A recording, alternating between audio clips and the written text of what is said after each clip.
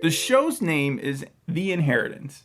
And I got to be honest with you, I'm a sap for inheritance stories. It started, I think, in 5th grade when I read The Westing Game. It was part of our class, reading. And I really fell in love with that book. What's it about? It was 16 strangers who, some of them were connected through family, who got called to this mansion. They all knew this one guy who had passed away. And it was kind of like Willy Wonka, where they all competed, and whoever was the last one to finish the challenges won a ton of money. Millions of dollars. One of those ones, okay. Yeah, no, it was great. And then even before that, now that I think about it, there was a Scooby-Doo episode.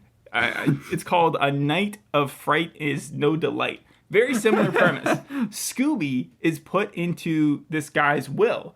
And the guy ends up being the person who they have to chase down. He's not really dead or something like that. But everybody goes to the mansion and they have to survive the night. And whoever survives the night gets the money. And so that's why all the Scooby-Doo It seems like you're into survive the night stories. Yeah, finish the challenge. But if you go into the more adult mode inheritance stories, the ones that have come out in the last few years in TV, you look at Bad Sisters, Knives Out, the movie, Bleak House. I know that's going back a little bit, but that also dealt with a big inheritance thing. And then Succession, to a certain... I had in my notes that this was a cross between Knives Out and Succession with a dash of Bad Sisters. It's like Succession, but there's no murder mystery. All those other ones kind of fall into the murder mystery aspect, including this show, The Inheritance, which, again, I was blind to going in because, this is a really small BBC production, I don't even know if it's BBC. It's on Channel 5, and apparently this is the biggest show that's on that channel. I'm not surprised by that, because I've heard of Channel 4, I've heard of the BBC, we've seen a ton of shows from but I've never heard of Channel 5. It was number 1 in its time slot, and there's even a poster that says all its achievements that it had on its premiere night, like being 116% above the average viewers and exceeding average channel share by 205%. That's on the poster for this show. I'm wondering if that factors into the writer's strike at all, and because there's just so little TV out there that this is one of the few pilots.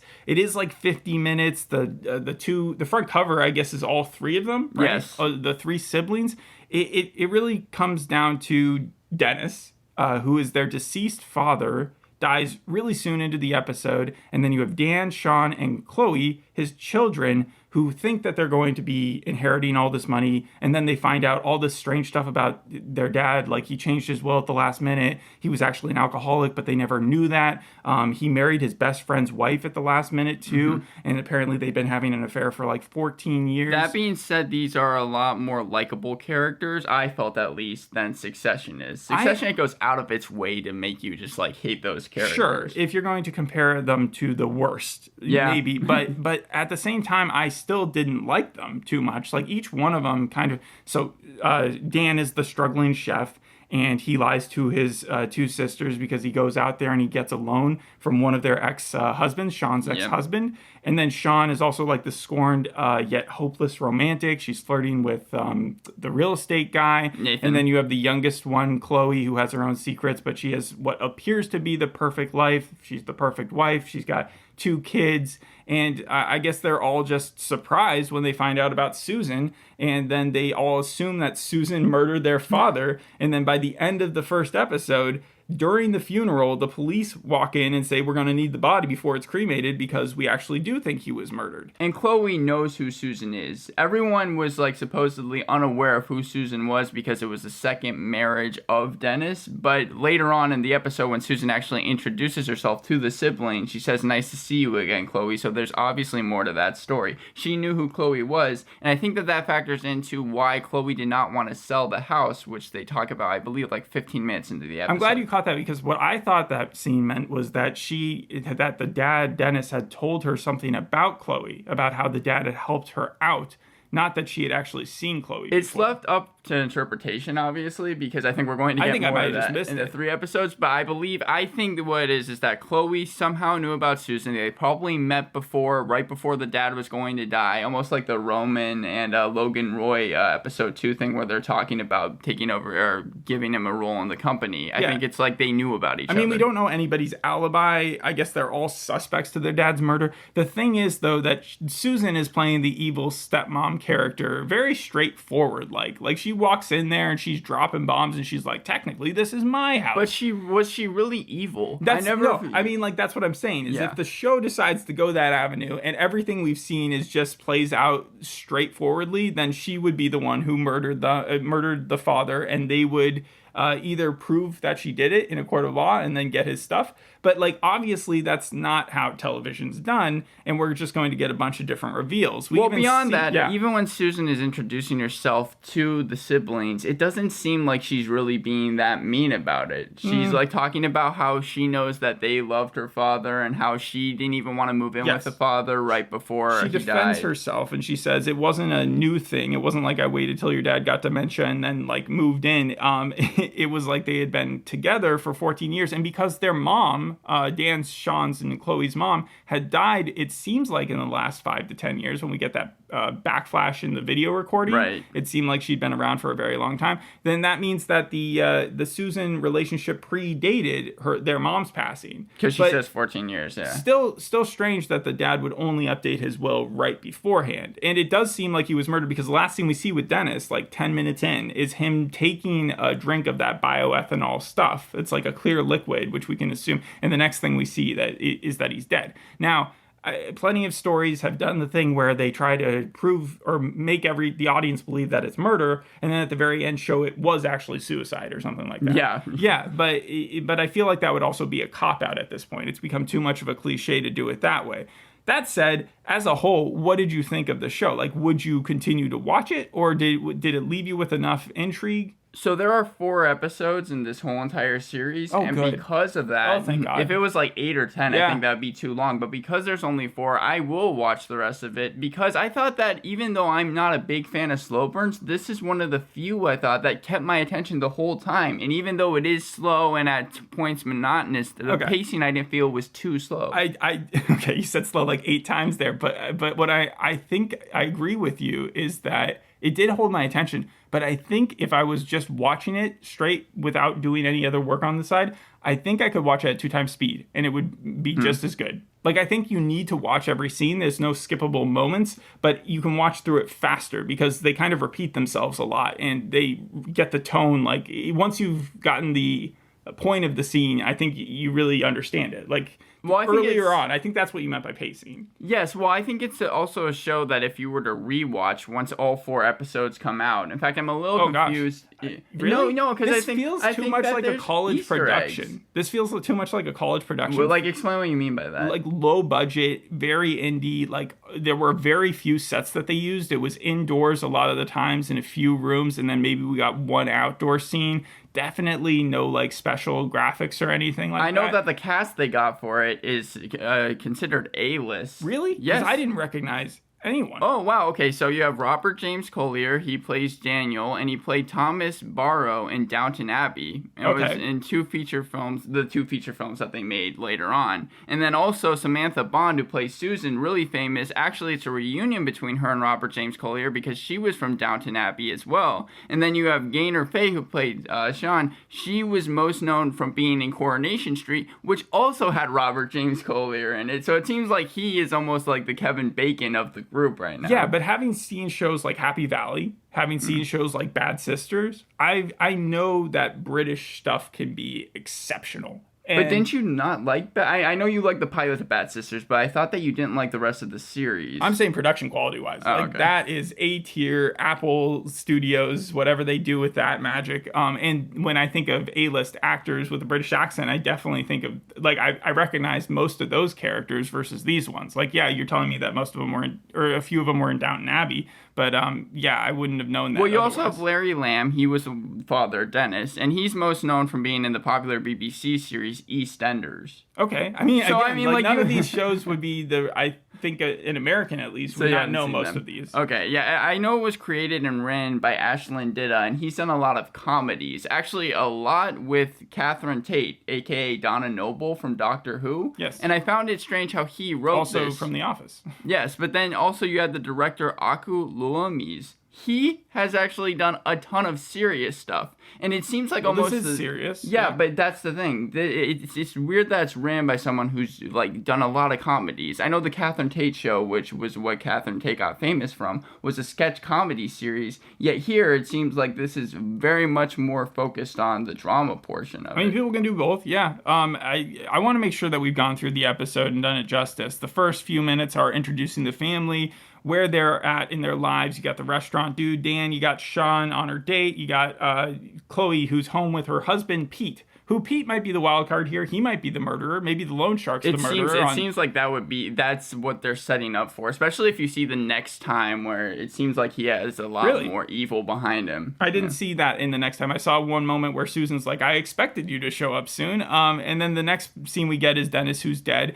Also, something we didn't touch upon is that there's the trailer park scene that just continually happens interspliced throughout, where there's just a random trailer in the middle of the forest and it's playing these family cassettes of their life on repeat, like all these holiday videos and stuff.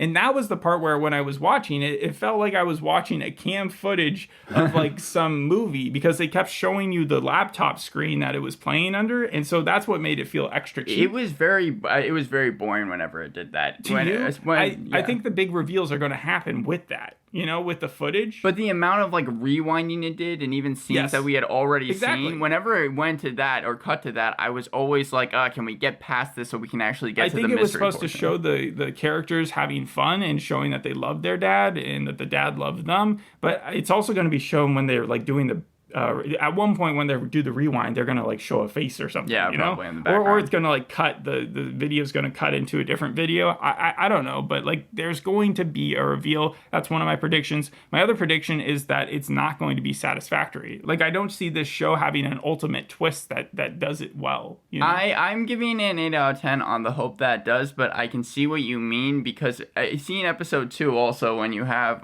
who is the best friend of Dennis. You remember they meet him later on in the episode. The name of him? Yeah. The one who was Susan's ex? Yes. No, I didn't write down his name. He comes out of his I have the house. realtor. The realtor's name was Nathan. Yeah, but he comes out of his house with a shotgun and he's like screaming at people. I feel like this could easily go over the top if they don't have it well laid out, if they don't have the rest of the episodes. Well, also, there's some strange things with the police. So the police get the body and they're already there when the dad is dead. Or by the time that Dan shows up to his dad's place to ask for money, right? Yes. His dad's already dead. The police are already there looking at who called the police? How did the police even know to show up? Like, they didn't explain any of that. And then later on, the police are like, it's 100% a suicide. Then the kids just bring up randomly, they're like, well, we found this bottle that said bioethanol. Could that possibly be it? And then suddenly, it just doesn't put them in the best light because it makes them seem bad at their job. Yeah. And then also the lawyer. I actually enjoyed the scenes between the lawyer and the family, and then the realtor and the family, and then the loan shark dude and Dan the most, because when the siblings were just talking to one another, it felt very cliche. I agree. I thought that each sibling was well established in their own story arc. Yeah, but when they were talking to one another, it was just kind of that angst that you see in every story. Yeah. So when the guy was talking to the loan shark, I think did a really good job kind of playing both sides. Being like, yeah, I still love your sister, but I'm going to kill you if you don't give me my $20,000 back. I don't know why he took the $20,000 to begin with. It seems like every show that we watch nowadays, from Bloodline to The Bear, always features a struggling restaurant owner who just can't make it. There's never like a super successful restaurant owner, that you have to save for the movies. Yeah, well, because I mean, if they had a successful restaurant, there wouldn't be much reason for it. No, but think about it. There's the Anya Taylor-Joy movie, the Menu. The Menu. That one had like a super famous, expensive chef. You have Chef. The John whatever the 2014 film, the comedy, he was very successful at his job. And then you also have the Bradley Cooper movie. Like whenever you see the movie versions of chefs, they're always it's always like upscale restaurant with like a ton of customers. And this guy seems like he's running a sort of upscale restaurant. It just seems like he's not being able to pay the rent. And what else? Also, they had at the funeral, the dad's funeral, another Succession moment was when he stood up to tell like his eulogy and then he couldn't do it. right? Yes, that was the most Kendall Roy. Yeah, that was the most Kendall. Well, Kendall got up there and like beasted it. It was the other one. Yeah, but I mean, like whenever Kendall got upset in Succession, he would always just kind of quit and just out himself. Again, almost. I disagree because he also did the same thing when he went up and did the presentation. For people who haven't seen Succession, they don't. Season 4. Yeah, no. But yeah, season 4 Kendall. I think whenever he had to do something public, he did a pretty good job. It was when he got in the room with his siblings that his like monsters came out. You also had the kid though who was wearing headphones during his grandfather's funeral, which okay. I'm glad you brought that up. That was weird. I would like. Why would the mom be okay with him playing like a PSP? I guess it's 2023. It's 2023 ADHD. But if it's your grandfather's funeral, your mom, I feel like would be like, take it off. Like you have to listen to this. And his mom is Chloe, so yes. Yeah, I would think so too. I also like the scene with the lawyer where she's telling them that that she can't tell them where Susan is or anything about her, but just that they're not in the will. That was kind of funny. Overall, though, you said you give it an 8. I say I'm going to give it a 5 out of 10. It doesn't pass? No, it's basically just like as average as possible to me. Like, so your main like complaints with it are just that when it actually came to like the backflashes feel like a little bit of a waste of time. The story itself feels like it's developing, but I don't have high hopes for it being able to surprise me or impress me. And the only part I was interested in was who's watching those home videos, like how'd they get them? Why are they watching them in the middle of this cabin or the trailer? And then also why. Like, if Susan is completely innocent and she's not an evil stepmom and she's actually a good person, why did she insist on the cremation?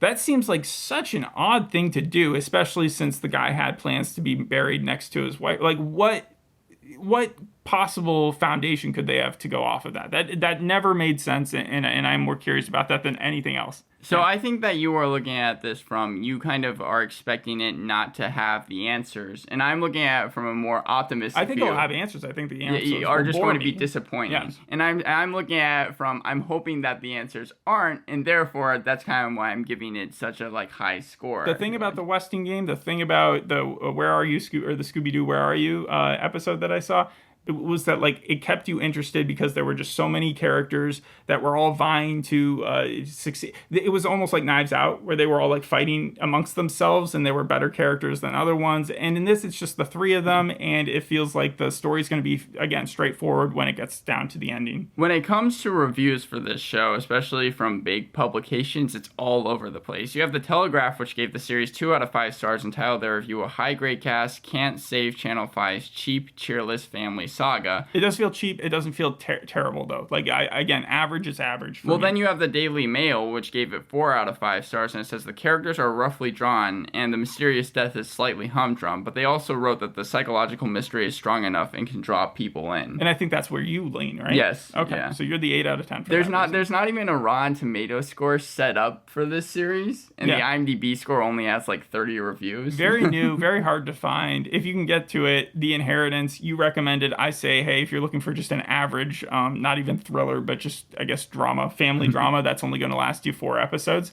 then check it out. Anything else? No, that's Thanks for listening. We'll see you on the next episode. Hope you enjoyed this one. Bye. Bye.